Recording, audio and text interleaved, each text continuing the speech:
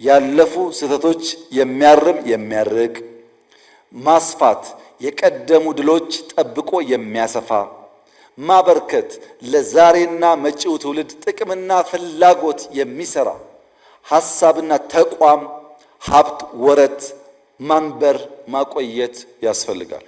በምን ስትራቴጂ ነው የምንገነባው ያላችሁ እንደሆነ አንደኛው በጎ ፈቃድ ማገልገል መስጠት መሰጠትን ልምምዱ ባህሉ ያደረገ መሆን አለበት። ሀገር በትውልድ ቅብብሎሽ የሚጸና የእያንዳንዱን ዜጋ በጎ አበርክቶ የሚጠይቅም ጭምር ነው። እናም እያንዳንዱ ትውልድ በሀገር ግንባታ ውስጥ ያለው ሚና ከፍተኛ እንደሆነ ይታመናል። የሀገርን ባህል እሴትና ታሪክ በማስቀጠል ረገድ በየዘመኑ ያሉ ትውልዶች የቤት ስራ ነው። የቀደሙ ኢትዮጵያውያን አባቶች ሀገራቸውን በጸና መሰረት ላይ ለማቆየት የህይወት መስዋዕትነት ከፍለው ነጻነቷ የተረጋገጠ ዳር ድንበሯ የተከበረ ሉዓላዊት ሀገርን ለትውልድ አሻግረዋል። ዛሬ ላለችው ሀገራችን ለኛ አስረክበውናል። በዓለም ታሪክ ጦርነት ገጥማ ተሸንፋ የማታውቅ ሀገር ኢትዮጵያ ነች።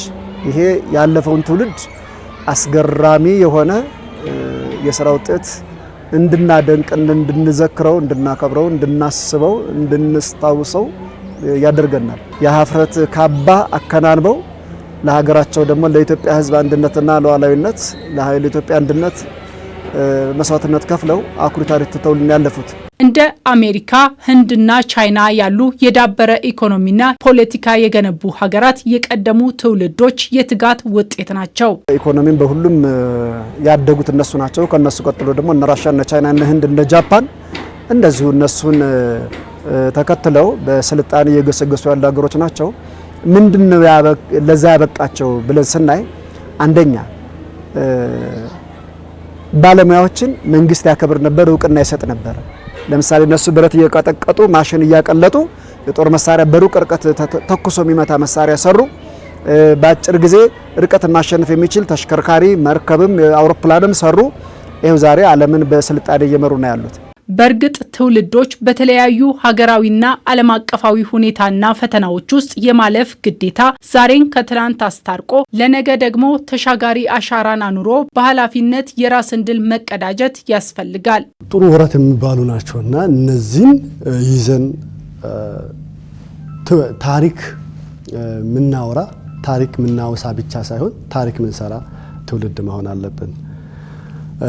ያውኑ ትውልድ እንደምታውቂው አንዳንድ ችግሮች ሊኖሩ ቢችሉም ታሪክ የሚሰራ ትውልድ ነው። አንዱ ማሳያ የህዳሴ ግድብ ሌሎችም ፕሮጀክቶችና የሀገር ሉዓላዊነት ለሀገር ፍቅር ዜጎች ያላቸውን ሁኔታ ስታይ ያሁኑ ትውልድም ቀላል ትውልድ አይደለም። መስራት የጋራ የሆኑ ነገሮች ላይ ማተኮር ልዩነታችንን በውበትነት መያዝ አንድነታችንን ደግሞ በጣም ሴንሲቲቭ ነው።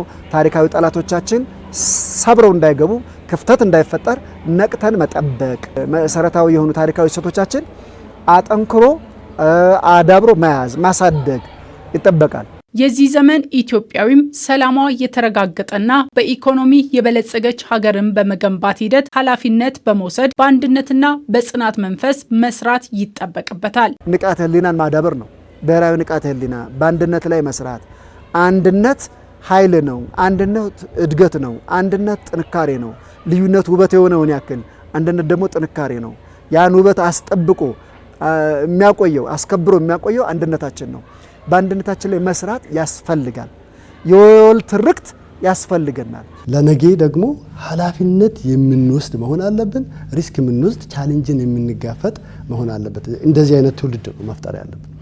ስራም ስሰራ ኃላፊነት የሚወስድ ግብረ ገብነትን በወጣቶቻችን በልጆቻችን ውስጥ ማስረጽ አለብን ማለት ነው።